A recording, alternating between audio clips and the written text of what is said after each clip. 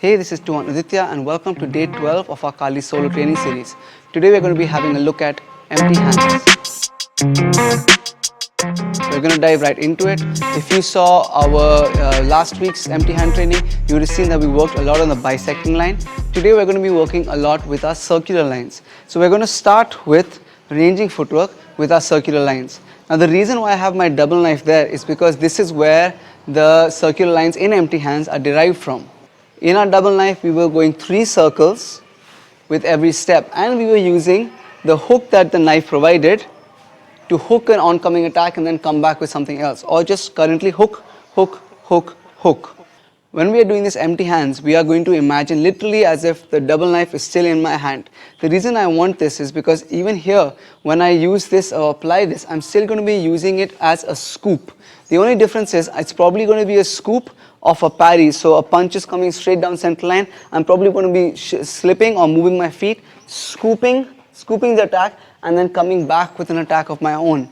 Now the issue is when I'm trying to scoop something in the air and I am not familiar with this movement, or I have not practiced it with a partner, or I am not familiar with what a punch coming straight down center line looks like, it can tend to be a little bit arbitrary. So instead of that, to keep it still very focused, it's easier for us to imagine scooping when we still imagine that we have that pakal grip in our knife in both hands. So when I'm doing the circular lines, I'm still going to be making the circles from in front of my nose to in front of my groin. And again, I want my hands to keep circling and not go down and then come up. They are going to be in constant motion. I'm going to be doing 3 circles with every step. So if whether you go same hand, same leg, opposite hand, opposite leg, that's up to you.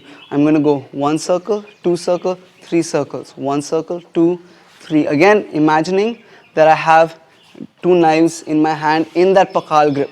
2, 3, 1, 2, 3 in the double step. 1, 2, 3, 1, 2, 3, 1 circle, 2 circle, 3 circle, 1, 2, 3, 1, 2, 3, 1, 2, 3.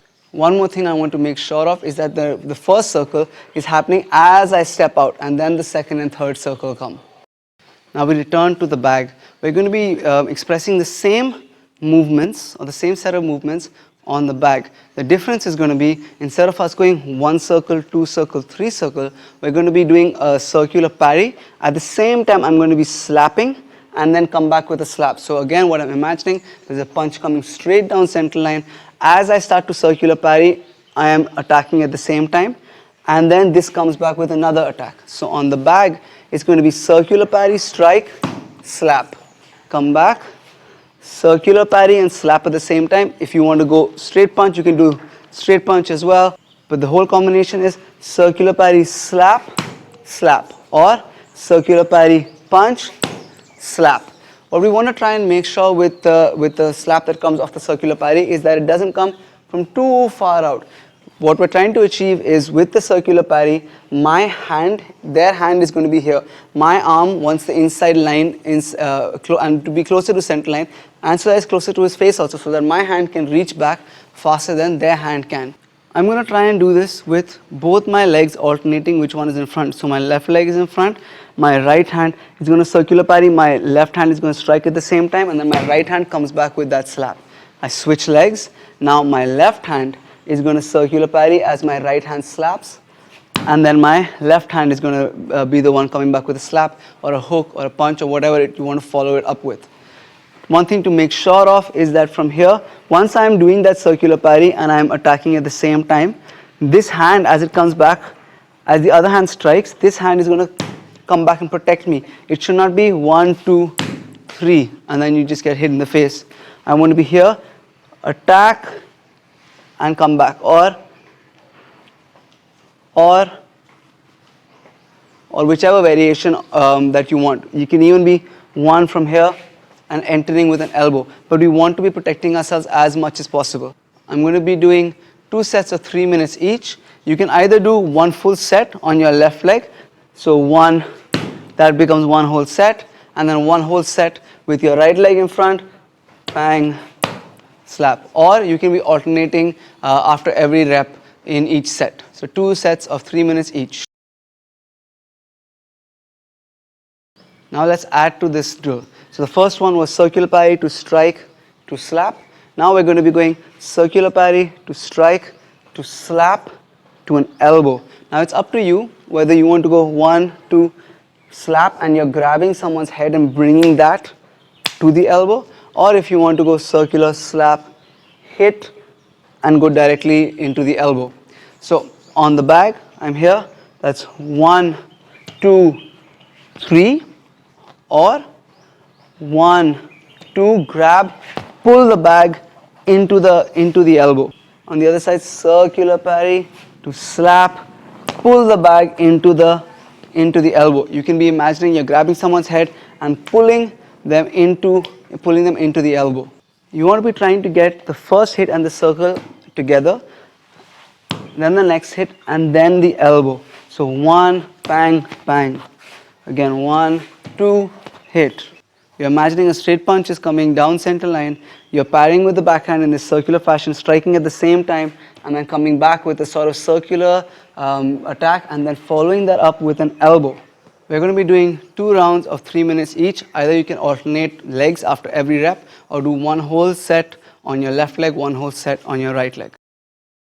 One big principle when we are doing empty hands or any weapon system in Pekiti is that we are trying to approach it as if we would approach double weapons. So those same principles of double weapons carry forward into this. One of the principles that we constantly talk about is how we have one attack following the other attack, one attack following the other attack. And that's the principle we're going to now express in this current drill. We're going to be building on the drills that we did before as well. So we're going to go circular, attack, attack, elbow, except now we're not going to be using this elbow as a pinning elbow, we're going to be using this elbow as a slicing elbow. So I'm going to be slicing through, almost slicing across center line. Now one thing you have to be very careful about this is I do not mean this. I do not mean that you slice across center line and open yourself up to being countered. An easy way of making sure that you're not opening yourself up is that when my elbow reaches center line, I'm just going to take it a little bit further just so that I can return with an angle 2 back fist or that forearm or a hammer fist, whatever it is that you want to do. So I'm going circle, attack, attack, elbow, slicing elbow just across center line, come back with a hammer fist angle 2 or a back fist or a frame with the forehand, and then an elbow from the other side. On the back, circle and strike, strike, slicing elbow, hammer fist, elbow. One more time. Circle, strike, strike, slicing elbow, hammer fist, elbow. We're using the hammer fist to set up that elbow. So my one attack is followed by another attack, which is followed by another attack. So the time it will take me to have 2 attacks, which is 1 and then maybe 2, I can insert a third attack on the half beat. So I can go 1 and 2. It's up to you whether you want to alternate after every rep or if you want to do 1 round on your right leg, 1 round on your left leg. Lastly, like we always do, we're going to end with some Anyo. Now in empty hands Anyo, it's up to you whether you want to just move around with my hands up and then go into something maybe what we did last week or what we did this week, or whether you want to have some sort of a moving guard that's taken from double knife or double stick or something like the circular lines we did, that also you could do, keeping it nice and tight. It's really up to you. My suggestion would be to first start with just having my hands, get used to being able to keep your hands up, and then once that is there, if you want to add a slightly different flavor to it, then you can start the circular lines, but first begin with your hands up. So I'm keeping my hands up, and I'm imagining an opponent moving in front of me, my bisecting line from last week, elbow. Now from this week, here comes my back fist into my elbow. Again, I can move back. I'm here, bang, to what we did today. Moving around, bisecting line the other way, slap, elbow, hammer fist, elbow.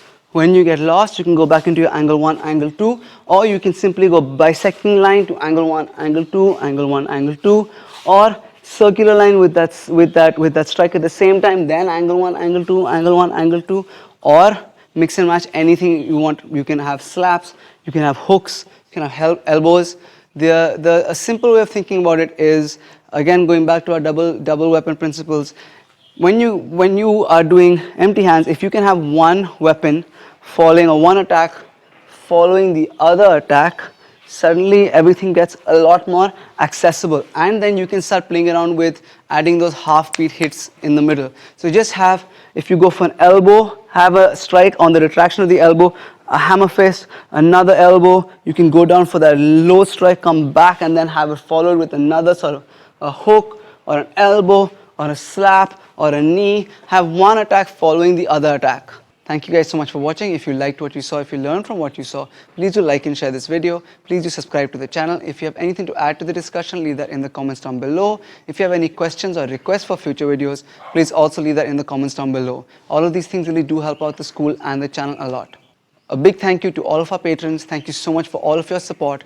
If you'd like to learn about our Patreon channel, please check out the link I'm going to leave in the description down below. Our online classes are up and running. Our residential program is up and running. To enroll in either of them, check out the email address I'm going to leave down below. Thank you guys so much for watching and for supporting us through this Kali solo training series, and see you in the next video.